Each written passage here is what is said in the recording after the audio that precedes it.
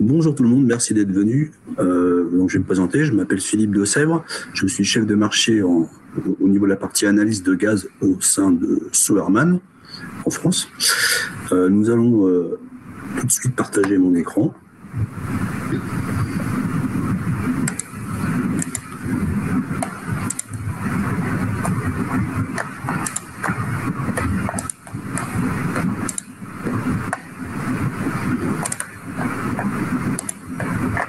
Voilà, donc aujourd'hui, le sujet de notre webinaire d'aujourd'hui, c'est l'entretien des chaudières d'une puissance comprise entre 4 et 400 kW.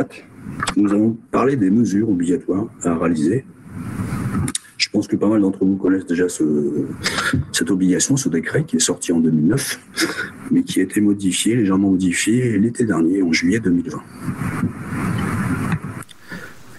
Déjà, nous allons parler un peu du groupe Sauermann, ensuite de la réglementation et des mesures du monoxyde de carbone, des différents types de mesures à effectuer en fonction du combustible, le gaz, le fioul et le bois.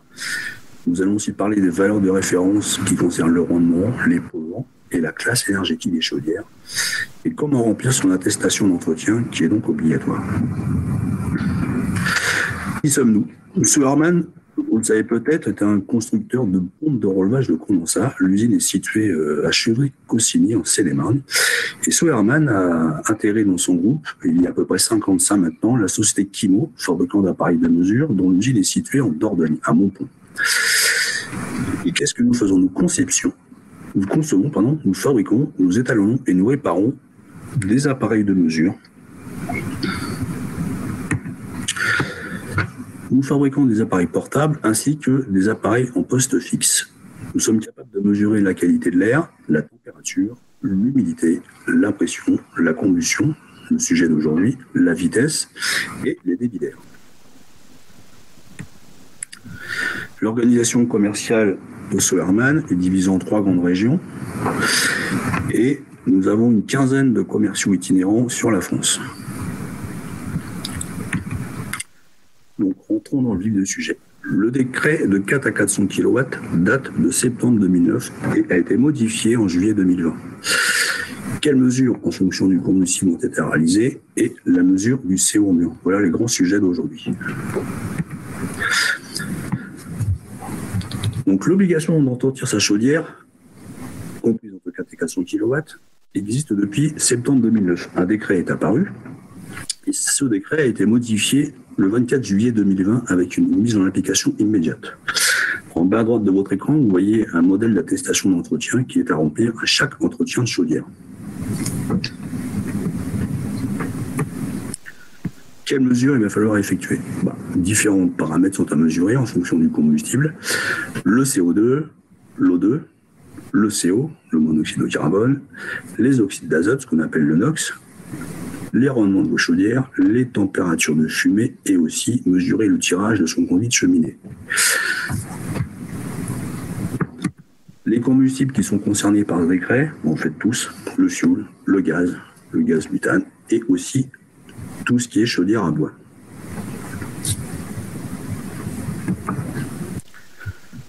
Le monoxyde de carbone, tout le monde en a entendu parler. On voit ici un petit tableau qui représente les différents effets en fonction du temps d'exposition qui peut engendrer des gros problèmes au niveau du corps humain. Si, par exemple, vous absorbez 400 ppm entre 1 heure à 2 heures de manière continue, vous allez avoir des nausées et de manière beaucoup plus longue des migraines. On se rend compte dans ce tableau qu'on peut avoir un danger de mort en 10 à 15 minutes si vous absorbez 6400 ppm en 1 à 2 minutes. Migraine et 10 à 15 minutes danger de mort. C'est donc très, très important de le mesurer dans l'ambiance. Mais ça, je pense que tout le monde le sait, mais c'est toujours bon de faire un petit rappel là-dessus. Mais comment effectuer cette mesure? Quand vous êtes dans une chaufferie, même dans un logement classique avec une chaufferie murale, fermez les portes et les fenêtres de la chaufferie ou de la cuisine, par exemple. Arrêtez les appareils à combustion. Je veux dire par là, si vous avez une plaque à gaz qui fonctionne, il faut la couper. Mettre en service sa chaudière, à puissance nominale, attendre à peu près 3 minutes qu'elle ait atteint sa puissance normale, et faire sa mesure de CO ambiant. Pour cela, on va utiliser un analyseur de gaz de combustion On va balader cette fameuse sonde qui est au bout de son analyseur autour de la chaudière pendant environ 30 secondes, 1 minute. On va obtenir une valeur qui va s'afficher sur l'écran. Et ensuite, il va falloir reporter cette valeur sur l'attestation d'entretien. Les valeurs à respecter, qui sont donc officiellement dans ce décret qui date de septembre 2009, il ne faut pas avoir plus de 10 ppm en ambiance. Dans ce cas-là, le résultat est considéré comme correct. Si votre valeur vous indique, si votre appareil vous indique une valeur entre 10 et 50 ppm, ben c'est peut-être que vous avez un problème au niveau de votre conduite de cheminée, le tirage par exemple, une chaudière qui refoule. Et si vous avez une mesure supérieure à 50 ppm, là, il faut impérativement arrêter la chaudière. C'est ce qu'on appelle un DGI, danger grave immédiat. Donc arrêter la chaudière et vérifier tout ce qui peut se passer. Est-ce que c'est pas un problème de tirage? Est-ce que c'est pas un problème de combustion qui est mauvaise? Un problème de ventilation, peut-être dans la chaufferie, qui est obstruée, ce genre de choses. Mais pour information et pour habitude, et mon expérience vous dit ça aussi, c'est qu'il ne faut jamais partir de chez un client d'une chaufferie si vous avez une mesure de CO ambiant qui est supérieure à 0 ppm. Pourquoi? Parce que d'avoir du monoxyde de carbone dans une pièce, si on a respecté toutes les mesures qu'on vient de voir à l'instant, fermer les portes, arrêter les appareils de combustion, c'est pas normal de récupérer du CO en ambiance. Donc c'est pas normal, donc évitez d'avoir tout le temps plus de 0. Si vous avez même 8 ou à 9 ppm, vous allez considérer que c'est bon, puisque la réglementation vous autorise jusqu'à 10. Mais moi, je vous conseille de toujours vérifier ce qui se passe. C'est pas normal de récupérer du CO en ambiance. Voilà. Dans les diapos suivantes, nous allons voir quelles sont les mesures à effectuer si vous êtes sur une chaufferie gaz, une chaufferie fioul ou une chaufferie au bois. Sur le gaz. Premier exemple, vous êtes sur une chaudière classique, atmosphérique ou murale ou au sol, peu importe, évacuant ces produits de combustion sur un conduit à tirage naturel. On s'aperçoit dans le tableau les différents paramètres qui sont obligatoires à mesurer, les évaluations qu'il va falloir faire, et ce que je vous recommande de faire. Donc le CO ambiant est obligatoire. L'évaluation du rendement, l'évaluation des polluants NOx sont aussi indiqués sur l'attestation d'entretien et la classe énergétique. On en parlera tout à l'heure. Je vous recommande, moi, de mesurer quand même le CO dans les fumées et la température des fumées.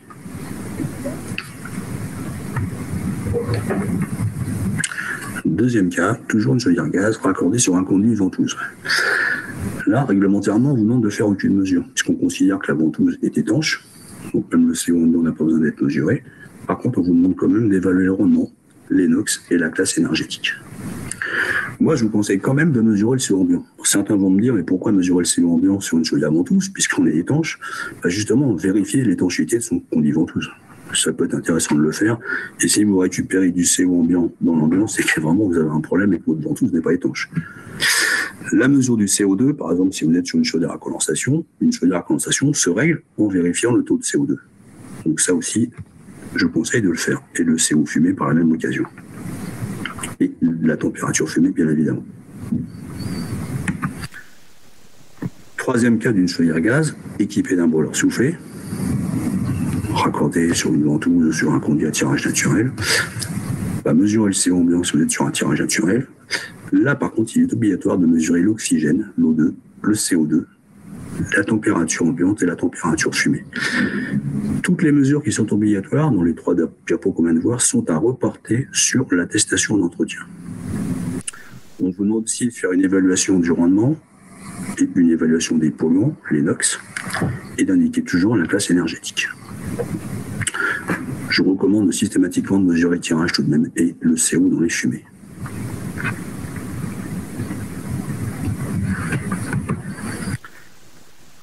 Comment faire ça à mesure et quel appareil utiliser? Chez Swarman, nous avons développé depuis quelques années maintenant des analyseurs de gaz de combustion.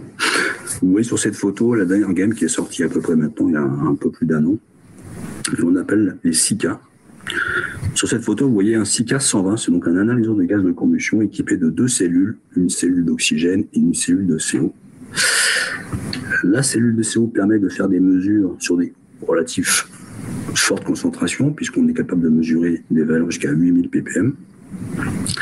Cet appareil est complètement en adéquation avec toute la réglementation et les mesures qu'on a besoin de faire sur le gaz.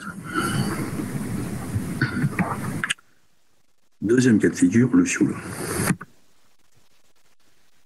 Si vous êtes sur une chaudière fioul à conduit type B, c'est-à-dire conduit à tirage naturel, voilà les valeurs obligatoires. Le CO ambiant toujours, l'oxygène, le CO2, la température ambiante et les températures fumées. La différence par rapport au gaz, c'est que là, on vous demande aussi de faire une mesure d'opacité, le fameux test Baccarat, ce qu'on appelle vulgairement le SMOC. Cette mesure est obligatoire et le résultat du SMOC doit être compris entre 0 et 2 grands max. Sinon, ça veut dire que vous avez une fumée qui sont quand même relativement sales. Et ce résultat du SMOC doit aussi être indiqué sur l'attestation d'entretien, comme la température fumée, comme le CO2, comme l'O2. On vous demande, comme le gaz, d'évaluer le rendement, d'évaluer les NOx, et d'indiquer la classe énergétique de la chaudière. Toujours pareil, moi je vous recommande de mesurer aussi le tirage, puisque de toute façon vous êtes équipé d'un analyseur de combustion qui est capable de le faire, donc mesurez le tirage systématiquement et le CO dans les fumées. Toujours sur du fioul, mais sur une ventouse. Là c'est la même chose que tout à l'heure. La seule chose qui n'est pas demandée et obligatoire, c'est la mesure du CO ambiant, mais comme pour le gaz, vous possédez un analyseur de combustion, faites la mesure du CO ambiant, ce qui vous permettra de vérifier que votre ventouse est bien étanche. Toujours pareil, la mesure d'opacité est obligatoire, la classe énergétique, les NOx et les rendements.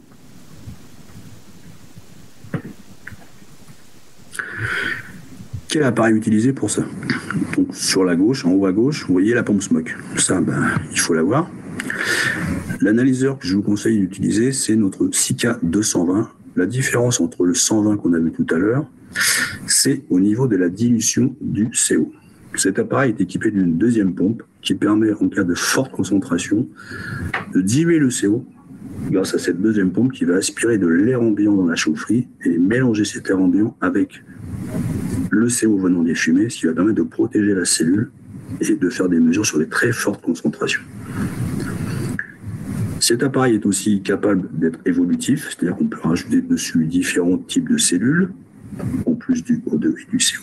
Mesurer le NO, le NO2, le SO2, ce qu'on appelle le soufre.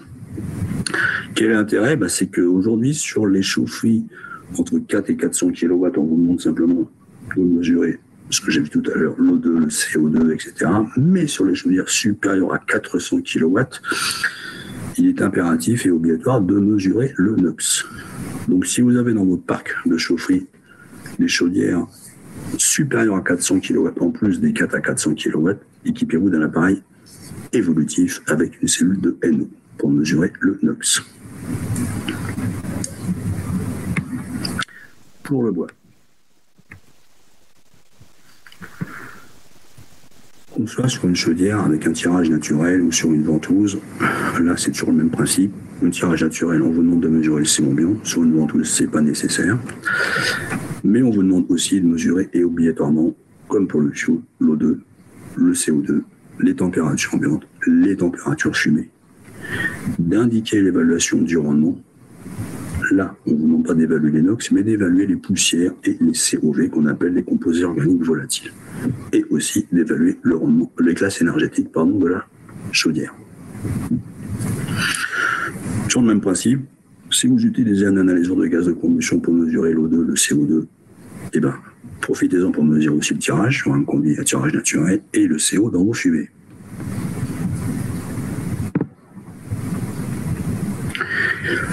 Quel appareil utiliser? Là, on va utiliser le même appareil que pour le fioul. Pourquoi? Parce que sur du bois, on a très souvent des fortes concentrations de CO. Et on a besoin d'un appareil qui puisse absorber de fortes concentrations.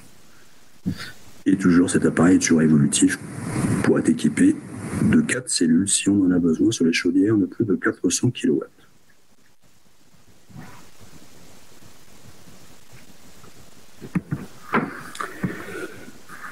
Dans les diapos suivantes, on va parler du rendement, des polluants, des valeurs de référence et des classes énergétiques.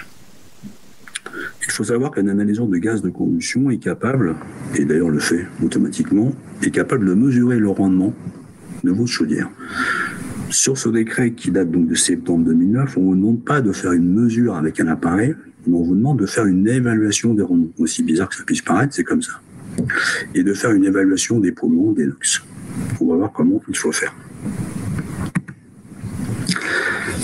Sur vos attestations d'entretien, vous avez évidemment certainement déjà vu, et vous en utilisez à mon avis tous les jours. Je vous ai mis ici sur cette diapo le bas de la première page de l'attestation d'entretien qui vous explique là où il faut remplir l'évaluation et la valeur de référence du rendement. Donc sur le tableau du haut, on est sur une attestation qui concerne le gaz ou le fioul, et le tableau du bas, le bas d'une page de l'attestation bois.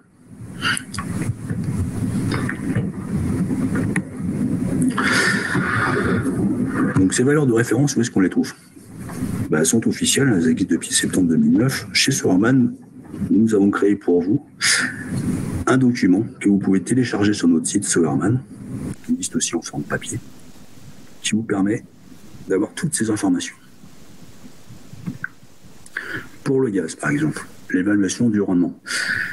Il suffit de déterminer sur quel type de chaudière vous faites votre entretien, une classique, une standard, une basse température, une condensation, de prendre l'année de votre chaudière, de la puissance de votre chaudière. Exemple, si vous avez une chaudière classique qui est d'avant 1980, qui a une puissance de 23 kW, le rendement évalué est de 82%, c'est-à-dire qu'il va falloir indiquer dans votre attestation, en bas à gauche, 82%.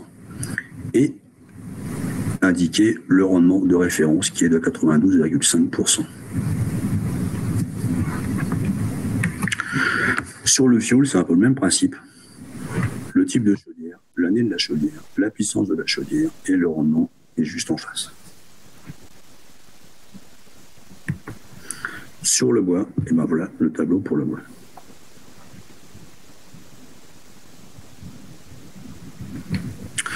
L'évaluation des polluants, ce qu'on appelle les NOx, ou les COV, ou les poussières. Donc, comme tout à l'heure, le tableau du haut représente le bas d'une attestation, la première page, donc le bas de l'attestation gaz ou fioul, et le tableau du bas, l'attestation pour le bois.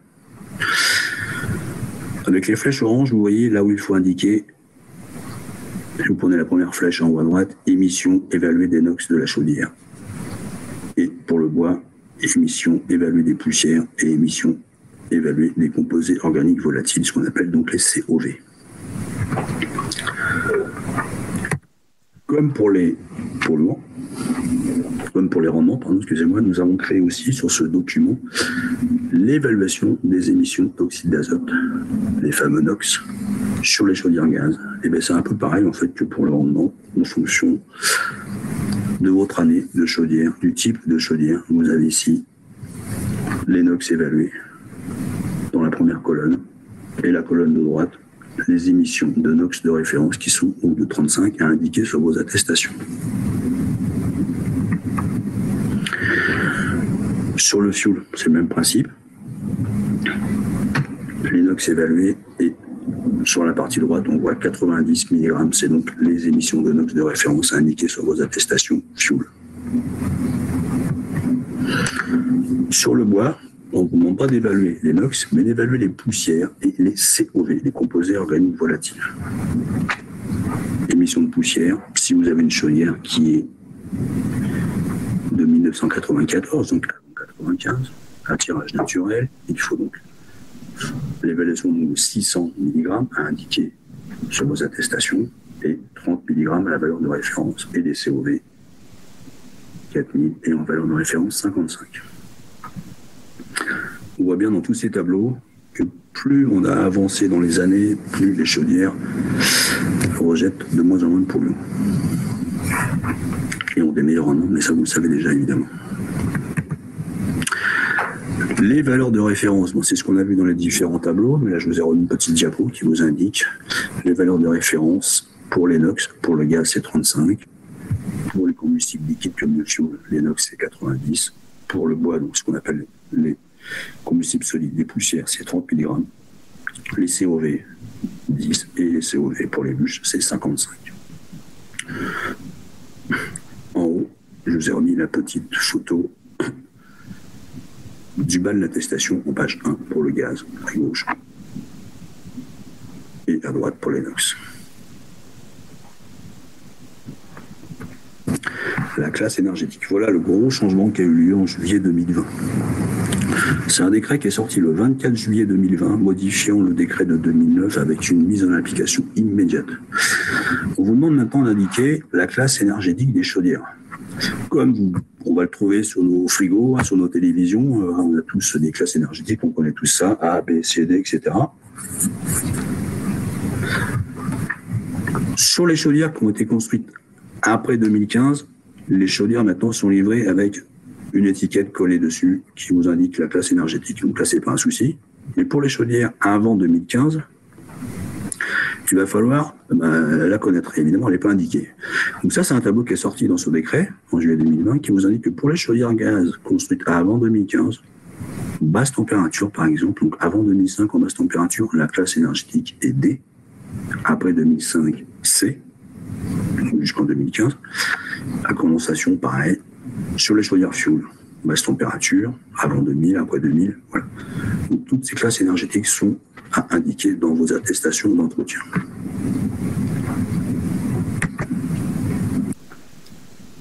Il est aussi obligatoire maintenant d'indiquer dans l'attestation, de mettre ce fameux petit tableau qui permet à vos clients d'être informés des solutions possibles de remplacement au cas où des chaudières à bois ou du système électrique, des packs par exemple, des chaudières à gaz ou des chaudières à fioul, les classes énergétiques des chaudières modernes.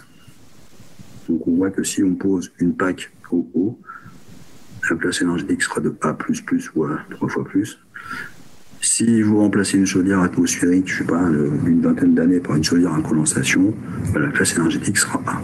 L'objectif de ça est de faire prendre conscience à vos clients que de remplacer sa chaudière vieillissante par une chaudière moderne peut lui permettre de faire des économies. Et évidemment de polluer beaucoup moins qu'avant. Donc ces deux choses-là, la classe énergétique de la chaudière en place et les solutions de remplacement, c'est le fameux gros changement depuis juillet 2020. Comment remplir son attestation d'entretien? Un petit rappel sur la gamme Solarman, et je vais vous montrer après quelques petits produits complémentaires qui peuvent vous aider dans votre travail de tous les jours.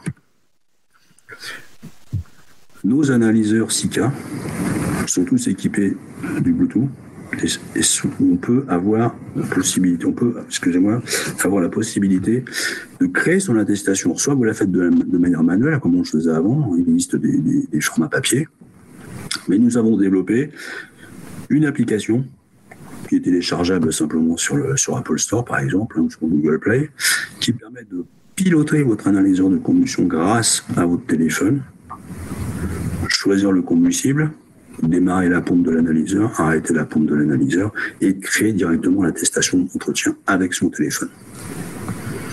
Pour ça, connectez votre appareil avec votre téléphone. On voit sur la partie droite donc l'image d'un téléphone qui vous indique l'écran de votre analyseur de combustion, la mesure de CO2, d'O2, de CO, des températures, des fumées, des températures de l'air, l'excès d'air. Donc on voit qu'ici on a 12,5% de CO2, 4,5% d'O2. À mon avis, on doit être sur du fioul sur celle-ci. Une fois qu'on a fait sa mesure, il suffit avec votre téléphone de rentrer votre nom de client, son adresse, le type de chaudière, le numéro de série de la chaudière, par exemple. De toute façon, tout ça, c'est obligatoire. Et ensuite, on va pouvoir générer une attestation d'entretien directement avec l'application, avec son téléphone. Je vous ai remis à droite la photo d'une attestation fuel de 4 à 400 kW. Donc, il existe bien 3 types d'attestations, gaz, fuel et bois. Notre application permet directement de générer la bonne attestation en fonction du combustible qui aura été paramétré au départ dans l'analyseur de combustion. C'est-à-dire que quand vous allez allumer votre analyseur de combustion, il va vous demander de choisir le combustible sur lequel vous allez travailler, gaz, fuel ou bois, et automatiquement l'attestation va générer la bonne attestation, gaz, fuel ou bois. Vous pouvez donc remplir cette attestation, l'enregistrer dans les archives de votre application, de votre téléphone, et de l'envoyer directement par mail à votre client ou à vous-même, à votre bureau. Ces attestations, il va falloir les conserver et votre client doit la conserver pendant une durée de 2 ans.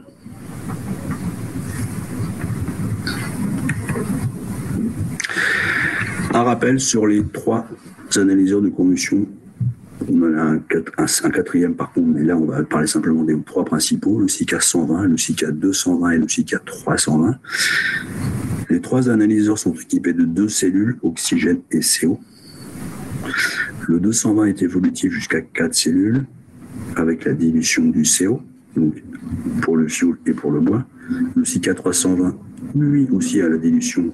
La différence entre le 220, c'est qu'il est capable d'évoluer vers 6 cellules. Sur la ligne d'en dessous, je vous ai mis les différents paramètres qui sont capables de mesurer. Le SICA 120 est capable de mesurer l'oxygène, le CO, le CO2, les températures fumées, les températures ambiantes, l'excédère et aussi le tirage. Le 220, la même chose, mais évolutif pour faire des mesures de NO, NO2, donc les NOx, le SO2.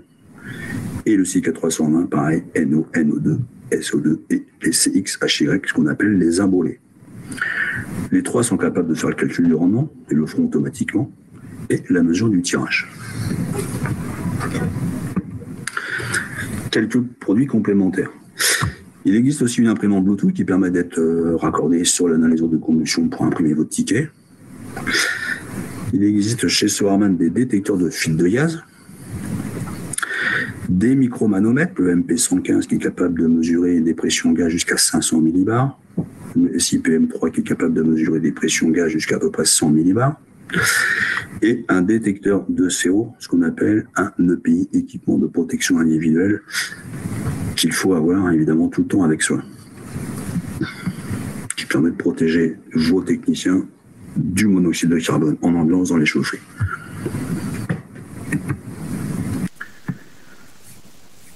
Nos conseils, pour faire simple, quel que soit le type de combustible et quel que soit le type de conduit, si vous êtes sur un conduit d'évacuation à tirage naturel ou sur une chaudière équipée d'une ventouse, je vous conseille tout le temps de mesurer l'oxygène et le CO2, permettre de régler votre brûler sur un brûleur soufflé, permettra de vérifier l'excédère, le lambda, l'oxygène, le CO2, et sur les chaudières à condensation, le CO2 doit être vérifié, contrôlé, ce qui permettra de vérifier qu'elle est bien réglée.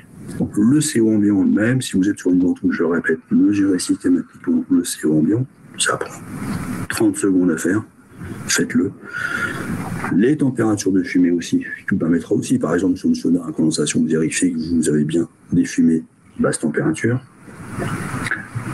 Le calcul du rendement, tous les appareils le font, et la mesure de tirage, faites-la systématiquement aussi pour vérifier qu'il n'y a pas de problème sur l'évacuation des produits de combustion. Eh bien, je vous remercie de votre attention. Nous allons voir maintenant s'il y a quelques questions.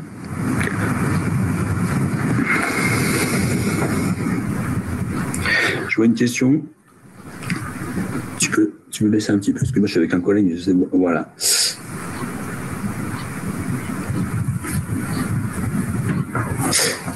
Bonjour, Erwan qui me pose une question. 4 à 400 kW, c'est bien pour l'ensemble de la puissance des chaudières dans une chaufferie? Très bonne question. Si vous avez par exemple une chaufferie qui est équipée de 2 chaudières de 200 kW et que les deux fonctionnent une après l'autre, jamais les deux en même temps, on est bien dans la réglementation 4-400. Si vous avez un autre exemple, 2 chaudières de 400 kW, si vous en fonctionnez une après l'autre, jamais les deux en même temps, donc jamais les deux en simultané, on est bien aussi dans le 4-400 kW. D'accord. Si vous êtes sur 2 chaudières de 500 kW par exemple, c'est-à-dire on est au-dessus de 400, mais si vous êtes sur 2 fois 500, les deux fonctionnent en simultané, ça peut arriver, on est sur la réglementation 1 MW.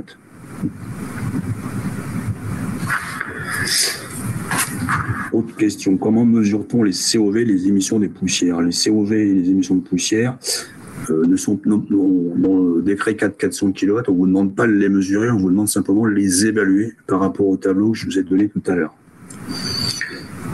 Chez Soarman, nous avons des produits aussi qui sont capables de mesurer les COV en ambiance, par exemple, les composés organiques volatiles pour la qualité de l'air, par exemple. Mais là, sur la combustion, entre 4 et 400 kW, on ne vous demande pas de les mesurer, simplement de les évaluer.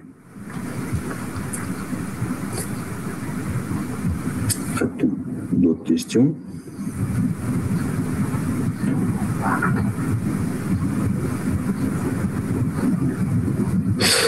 Peut-on avoir un condensé des diapos? Évidemment, tous les gens qui ont participé à ce webinaire vont recevoir un lien qui va permettre de récupérer toute cette présentation.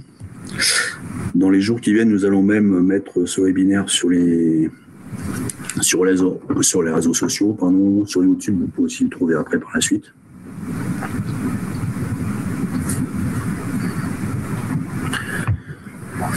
A-t-on d'autres questions?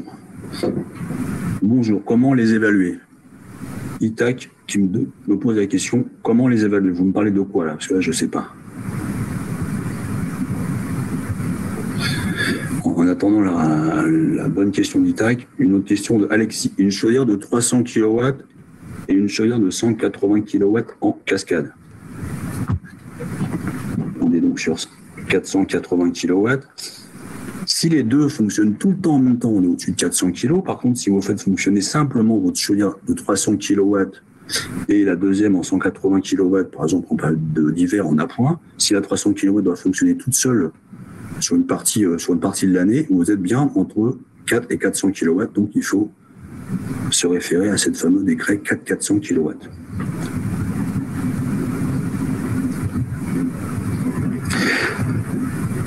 Les COV, la question d'Itac, c'était comment les évaluer? Comment les évaluer, les COV? Et bien justement, on a vu dans le tableau tout à l'heure, vous allez trouver tous ces tableaux, évaluation des rendements, évaluation des COV, évaluation des NOx. Vous allez trouver ce tableau sur notre site Solarman. Vous allez sur le site Solarman et vous avez un tableau qui s'appelle valeur de référence. C'est le tableau que je vous ai présenté. Si on le remet, le tableau, on voit. Voilà. Pour les chaudières bois, donc c'est là, c'est ce combustible qui est concerné par les COV. Voilà le tableau. En fonction de l'année de la chaudière et le type de chaudière, tirage naturel par exemple, à droite vous avez émission de COV. Par exemple, vous avez une chaudière qui a été construite en 2006 au bois à tirage naturel. L'évaluation de COV est de 2500. Il suffit de prendre ce tableau, tout simplement.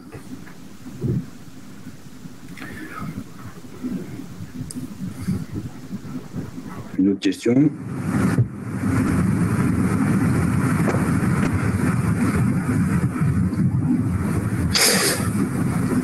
Élodie, est-ce que l'attestation a été mise à jour par rapport à la nouvelle réglementation? Avant, uniquement la chaufferie. Maintenant, la chaufferie et distribution. En effet, la différence par rapport à juin 2020 et juillet 2020, c'est la classe énergétique. Et aussi, on vous demande de vérifier quelques contrôles. C'est-à-dire qu'avant, c'était que la chaudière qui était concernée. Maintenant, c'est la chaudière et tout ce qui tourne autour de la chaudière, dans la chaufferie.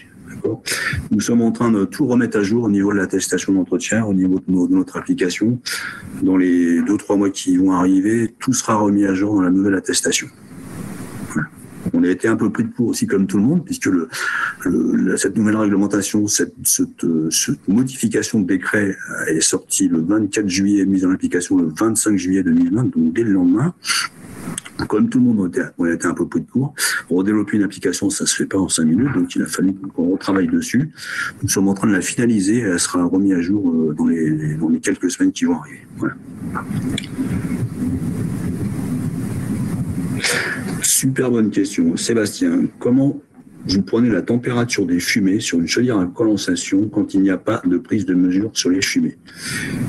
Alors, que ce soit pour la prise de température, la prise de CO ambiant, la prise de CO2, toutes ces prises-là se font grâce à la canne de l'analyseur de combustion qu'il faut donc introduire dans son conduit de fumée. Si vous êtes sur une chaudière ventouse non équipée de petits bouchons qui permettent de faire cette mesure, il faut savoir sur une chaudière ventouse avec un conduit concentrique, vous avez 2 petits bouchons, si c'est bien fait, directement sur le coude ou après le coude, un qui permet de prendre la température ambiante arrivant de l'extérieur, du conduit concentrique, et le deuxième trou qui permet de rentrer carrément au milieu du conduit concentrique, qui permet de mesurer la combustion, donc les températures de fumée. S'il n'y a pas de trou, vous ne pouvez pas faire de mesure, c'est aussi bête que ça. évidemment, on n'allez pas percer votre conduit ventouse, hein, sinon ça va poser un gros problème. Mais s'il n'y a pas de trou, il ne faut pas faire de mesure, tout simplement.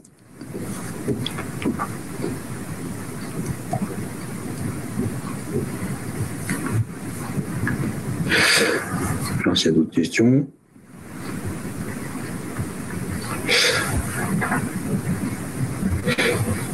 Pouvez-vous préciser l'une de vos diapos indiquer une valeur de référence, une deuxième valeur estimée?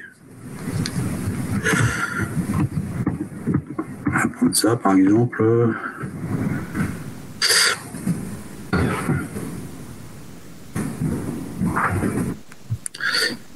Tu peux revenir sur la question juste avant? Pouvez-vous préciser l'une de vos diapos indiquer une valeur de référence, une deuxième valeur estimée? C'était lequel diapo ça? D'accord, ok. Exemple. J'espère que tout le monde voit encore mon écran. Je suis ici, par exemple, sur une chaudière gaz, évaluation du rendement. Le rendement évalué, rendement de référence. Le rendement évalué, par exemple, chaudière classique avant 1980, le rendement évalué a indiqué sur l'attestation est de 79%. Comme j'expliquais tout à l'heure, l'analyseur est capable de faire le calcul directement sur votre chaudière. Donc peut-être que votre analyseur va vous indiquer, je dis une bêtise, 85% de rendement. C'est pas ce qu'on vous demande d'indiquer. On vous demande d'indiquer que on évalue le rendement à 79% grâce à ce tableau. On doit indiquer 79% sur l'attestation. Mais le rendement de référence minimum est de 92%. C'est-à-dire qu'on considère qu'aujourd'hui, les chaudières modernes sont au minimum, ont un rendement minimum de 92%. L'objectif est d'indiquer à votre client que la chaudière qu'il possède a un rendement de 79% évalué, estimé, mais que s'il changeait sa chaudière pour une chaudière moderne, il aurait au minimum un rendement de 92%. C'est pour faire prendre conscience aux clients finaux que changer sa chaudière, ça permet de polluer moins et de faire des économies d'énergie. Sylvain, qui me pose la question, est-il possible d'avoir le support de votre présentation? Oui, c'est ce que je disais tout à l'heure. Vous allez tous recevoir, tous les gens qui ont participé à ce webinaire, encore merci d'ailleurs, tous un lien pour pouvoir télécharger toute cette présentation.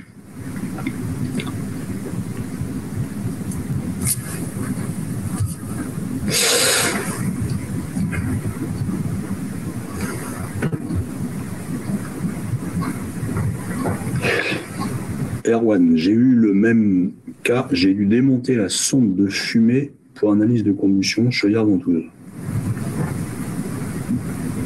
Ok.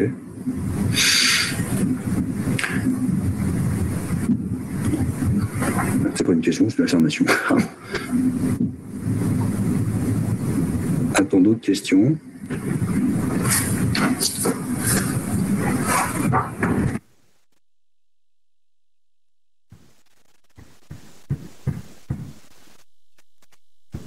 Je pense qu'on arrive à la fin. Donc, encore merci à tous d'avoir participé à ce webinaire. Nous allons tout au long de cette année organiser d'autres webinaires. Le prochain aura lieu le 24 mars, qui va être réalisé par mon collègue Freddy Caron sur la qualité de l'air intérieur. Moi, je vais organiser très bientôt un webinaire aussi sur les chaudières à condensation en partenariat avec la société Danfoss, que vous connaissez tous. Ce webinaire aura lieu le 1er avril. On va parler des chaudières à condensation, des mesures, pourquoi condenser, est-ce qu'une chaudière condense correctement, etc. Entre-temps, j'ai une autre question. Quelle action faut-il faire pour diminuer la température des fumées?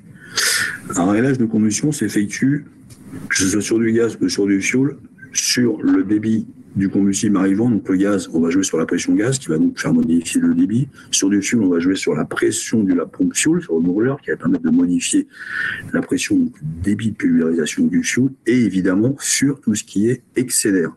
Donc on va modifier sur un brûleur soufflé par exemple, on va modifier l'excès d'air, ce qu'on appelle l'air primaire, et ensuite l'air secondaire afin d'affiner son réglage, et c'est en modifiant ce volume d'air arrivant dans sa chambre de combustion qu'on va pouvoir augmenter ou diminuer cette température de fumée.